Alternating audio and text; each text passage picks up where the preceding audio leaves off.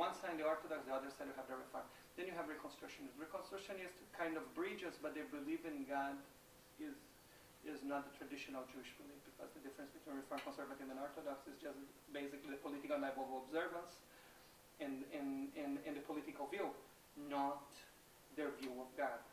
Reform, Conservative, and Orthodox Jews believe in the same concept of God. Conservatives and humanists don't believe in the same concept of God. Go all the way from believing in a Zoroastric God to a no God. But they really don't believe in the holiness of the Torah. They believe that Jews is about sociology. The humanists. Both, yeah, both.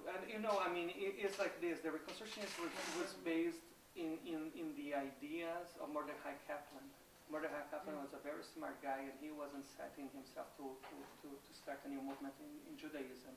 He was just making some, he was an Orthodox rabbi that was making some very smart discoveries and some very smart concepts.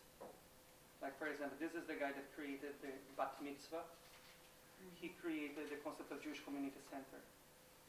He was the guy, like, when nobody thought about this, he said, you know what, why don't you put a basketball hoop in the back of the synagogue, so then the kids play basketball here, instead of being playing in the street, or the kids that are not Jewish, so they get together with other Jewish kids.